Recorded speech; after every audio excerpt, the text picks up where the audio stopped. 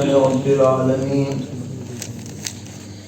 أشهد أن لا إله إلا الله وحده لا شريك له، وأشهد أن سيدنا ومولانا محمدا عبده ورسوله صلى الله تبارك وتعالى عليه وعلى آله وأصحابه وذرياته أجمعين. أما بعد، فأعوذ بالله من الشيطان الرجيم. بسم الله الرحمن الرحيم. والذين جاهدوا فينا لنهدينهم سبلنا وإن الله لمع المحسنين. صدق الله مولانا العلي العظيم. حضرت صدر محترم، معزز حاضرین، اس ناکارہ نے حضرت مجاہد ملت رحمۃ اللہ علیہ اور حضرت فخر المحدثین رحمۃ اللہ علیہ کے بارے میں مختصر مضامین لکھے ہیں. حضرت مجاہد ملت رحمۃ اللہ علیہ پر جو تحریر لکھی گئی ہے اس کا عنوان ہے دینی تعلیمی تحریک اور حضرت مجاہد ملت رحمۃ اللہ علیہ. اور اس کی تمہید میں حضرت کے بارے میں چند تعارفی کلمات تحریر کیے گئے ہیں، اور اس کا خلاصہ یہ ہے کہ آج آزادی کے 75 سال گزرنے کے بعد جو حالات ہم دیکھ رہے ہیں اس میں بہت سے لوگ نروس ہو جاتے ہیں، مایوسی کا شکار ہو جاتے ہیں، لیکن ہمیں اس وقت کا تصور کرنا چاہیے جب اس سے زیادہ خطرناک حالات تھے اور ایسا ماحول بنا دیا گیا تھا کہ یہاں پر شاید مسلمان بالکل باقی نہیں رہ پائیں گے، اور اگر باقی بھی رہیں گے تو اپنے شعائر سے وابستہ نہیں رہ پائیں گے. ایسا ماحول بنا دیا گیا. اس انتہائی مایوس کن صورتحال میں جن اکابر نے اپنی عظیم قربانیاں پیش کی، جب ہم انہیں یاد کریں گے تو آج ہمیں حوصلہ ملے گا آگے بڑھنے کا. اور جو مایوسی کے حالات ہیں انشاءاللہ وہ ختم ہوں گے، اور جمعیت علماء کے اکابر کی جو تاریخ ہے اور جو کردار ہے اس کو دوبارہ روشن کرنے کا ہمیں موقع ملے گا. حضرت مجاہد ملت رحمۃ اللہ علیہ کی خاص طور پر تقسیم ہند کے موقع پر جو خدمات ہیں ان کا بار بار تذکرہ آتا رہا ہے. ان حالات کا آج ہم تصور نہیں کر سکتے. اللہ تعالیٰ نے ان کو یہ توفیق عطا فرمائی. ہماری یہ ذمہ داری ہے کہ ہم مایوسی کو ختم کریں اور حوصلے کے ساتھ آگے بڑھیں. آزادی کے بعد حضرت مجاہد ملت رحمۃ اللہ علیہ نے محسوس کیا کہ آنے والی نسلوں کو اگر دین سے وابستہ نہ رکھا جائے تو یہاں اسلامی تشخص باقی نہیں رہ پائے گا. چنانچہ آپ نے اپنی تقریروں میں اور خطبات میں دینی تعلیم پر بہت زیادہ زور دیا. چند اس کے نمونے آپ کی خدمت میں پڑھ دیتے ہیں. ایک موقع پر آپ نے فرمایا کہ آنے والی نسلوں کو اسلام پر قائم رکھنے کے لیے بڑی جد و جہد کی ضرورت ہے. اگر مسلمان ایسا نہیں کر سکتے تو یہ بات ان کے حق میں بڑی خطرناک ہوگی. اصل میں ہر جگہ کے مسلمان کی حیثیت سے انہیں زندہ رہنا چاہیے. اگر ان کے اندر مذہبی شعور باقی ہو تو ہی وہ آگے چل کر اپنا کوئی مقام بنا سکیں گے. اگر وہ مذہب کے بغیر زندہ رہے تو ان کی پوزیشن ختم ہو جائے گی. آخر خدا کو کیا ضرورت تھی کہ وہ ہزاروں قوموں کے درمیان مسلمان نام کی ایک اور قوم اضافہ کرے؟ مسلمانوں کی بنیاد دینی تعلیم ہے۔ اگر وہ اس تعلیم کو بچا لے گئے اور ان کے بچے اسلام کی آغوش میں پلے تو وہ تباہی کے ایک بہت بڑے خطرے سے محفوظ ہو جائیں گے، اور ان کی مذہبی انفرادیت خود ان کی حفاظت کی سب سے بڑی ضمانت ہوگی۔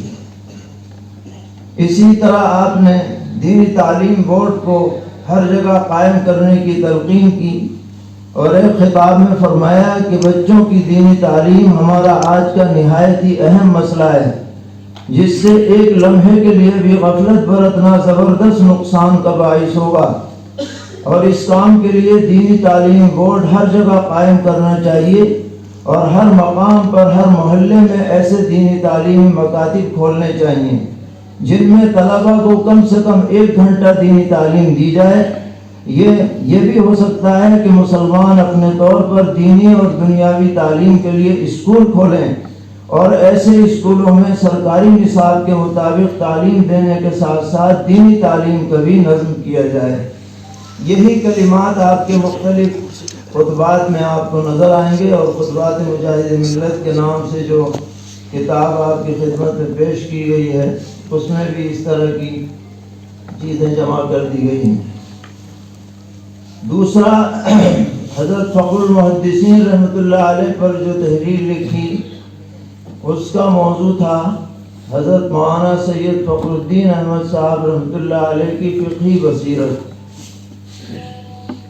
تو ہمارے لیے ایک سعادت کی بات یہ بھی ہے کہ فخر المحدثین حضرت مولانا سید فخر الدین احمد صاحب رحمۃ اللہ علیہ جب حضرت شیخ الاسلام رحمۃ اللہ علیہ کی وفات کے بعد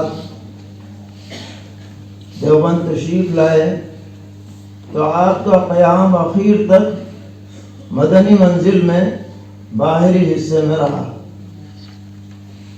اور آپ کی ذات گویا کہ خانوادہ مدنی کے ایک سرپرست کی حیثیت سے تھی، ایک فرد کی حیثیت سے تھی۔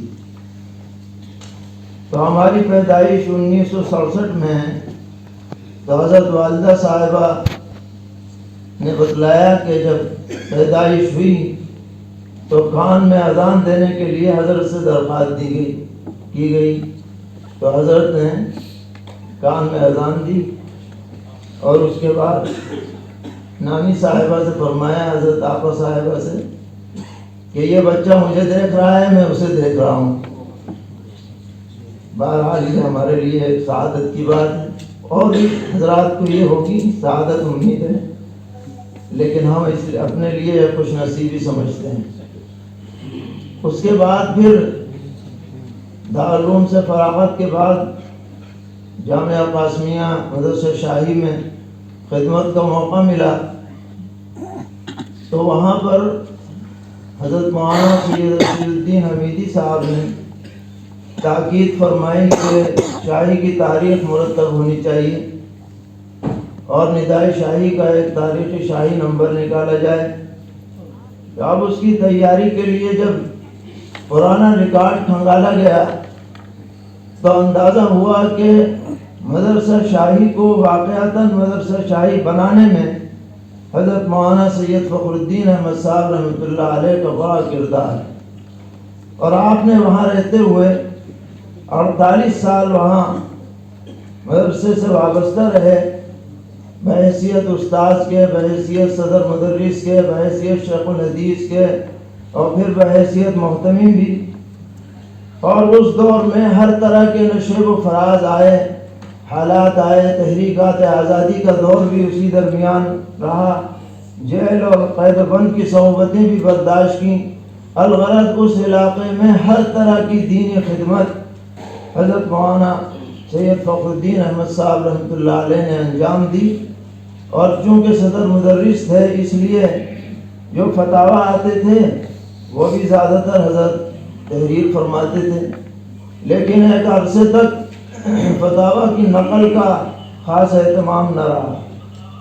البتہ جو رجسٹر فتاویٰ بعد میں دیکھے گئے ان میں فرائض کے مسائل وہ حضرت خود اپنے دست مبارک سے لکھتے تھے، یعنی میراث کے مسائل، اور اس میں بہت خوبی کے ساتھ ایسے بہت سے فتاوی رجسٹر میں درج ہیں، اور آپ اخیر میں جب دستخط فرماتے ہیں تو اپنی کنیت لکھتے ہیں ابو المعین العبد المسکین ابو المعین فخر الدین احمد عفا اللہ عنہ۔ اور اس کے علاوہ ایک طویل فتویٰ آپ کا دستیاب ہوا، وہ ہم نے اپنی تحریر میں درج کیا ہے، ضاد کے مخرج کے بارے میں۔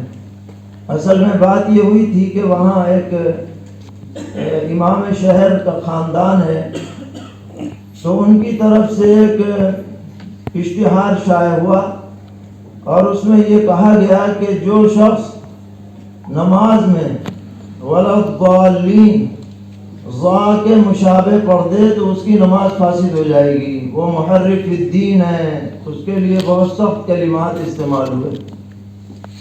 اب یہ ایسا مسئلہ تھا جس میں ہر مسجد کا امام اس میں مبتلا ہو سکتا ہے، لوگوں میں تشویش ہو گئی کہ نمازیں خراب ہو رہی ہیں، تو حضرت نے اس کے جواب میں ایک تحقیقی فتویٰ لکھا، اور اس میں یہ ثابت کیا کہ اگر ضا اور ضا میں کوئی مشابہت ہو جائے تو اس سے نماز فاسد نہیں ہوتی۔ بے شک اپنے اصل مخرج سے یہ کلمہ نکلنا چاہیے، لیکن اگر اونچ نیچ ہو جائے تو تشبہ کی وجہ سے نماز فاسد نہیں ہوگی۔ اس کے لیے آپ نے دلائل دیے، تحریرات جمع کی، وہ طویل فتویٰ بھی اس میں ہے، انشاءاللہ جب چھپ جائے گا تو آپ اس سے استفادہ کریں گے۔ بس انہی چند کلمات پر ہم اپنی بات ختم کرتے ہیں۔ وصلی اللہ تعالی علی خیر خلقہ محمد و آلہ و صحبہ اجمعین۔